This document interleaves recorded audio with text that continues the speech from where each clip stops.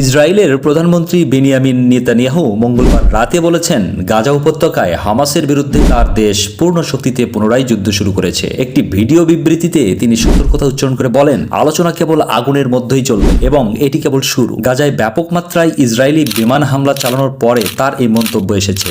Hamas পরিচালিত স্বাস্থ্য মন্ত্রণালয় জানিয়েছে, ইসরায়েলি হামলায় 400 জনেরও বেশি মানুষ নিহত হয়েছে এবং আহত হয়েছে আরও বেশি। গত 19শে জানুয়ারি যুদ্ধবিরতি শুরু হওয়ার পর থেকে এটাই গাজায় সবচেয়ে বড় হামলা। যুদ্ধবিরতি ভঙ্গুর অবস্থায় টিকে থাকলেও গাজায় একের পর এক আক্রমণে এখন মনে হচ্ছে যুদ্ধের স্থায়ী পরিস্থিতির আলোচনা হয়তো নস্যাৎ হয়ে যাবে।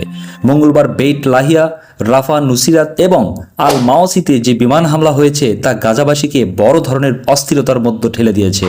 হাসপাতালগুলো আবারও হতাহতে ছেয়ে গেছে। আলোচনায় মধ্যস্থতাকারী মিশর গাজায় হামলার নিন্দা জানিয়েছে।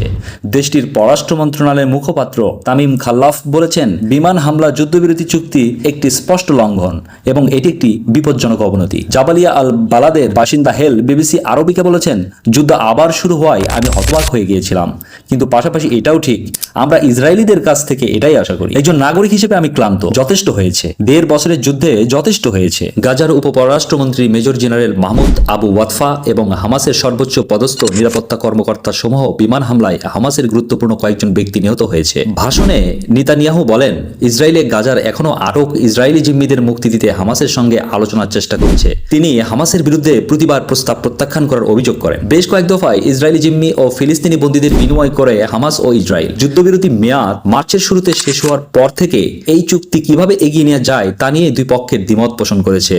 চুক্তিতে 3টি পর্যায়ের কথা উল্লেখ হয়েছিল। দ্বিতীয় পর্যায়ে আলোচনা 6 সপ্তাহ আগে শুরু হওয়ার কথা ছিল, কিন্তু এটা ঘটেনি। পরিবর্তে চুক্তিটি অনিশ্চয়তায় পড়ে যায় যখন যুক্তরাষ্ট্র এবং ইসরায়েলি চুক্তির শর্তগুলো পাল্টানোর কথা বলে।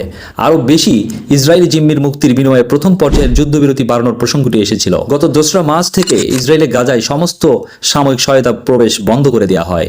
যুদ্ধবিরতি বাড়ানোর জন্য নতুন মার্কিন পরিকল্পনায় সম্মত হতে হামাসকে চাপ দিতে তারা এটি করে। যুক্তরাষ্ট্র, কাতার ও মিশরের মধ্যস্থতায় চুক্তিতে এই প্রস্তাবিত পরিবর্তনকে অগ্রহণযোগ্য বলে প্রত্যাখ্যান করেছে হামাস।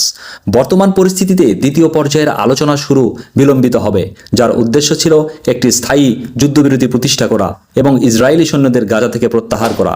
মঙ্গলবার সন্ধ্যায় নেতানিয়াহু বলেন, ইসরায়েলে তার যুদ্ধের সব লক্ষ্য অর্জনের জন্য লড়াই চালিয়ে যাবে, যার মধ্যে রয়েছে জিম্মিদের ফিরিয়ে আনা, হামাসের হাত থেকে মুক্তি পাওয়া এবং হামাস যাতে তার ইসরায়েলের জন্য হুমকি হিসেবে আবির্ভূত না হয় তা নিশ্চিত করা। গাজায় হামলা চালানোর আগে ইসরায়েল মার্কিন প্রেসিডেন্ট ডোনাল্ড ট্রাম্পের প্রশাসনের সঙ্গে পরামর্শ করেছিল বলে ইসরায়েলি কর্মকর্তারা জানিয়েছে।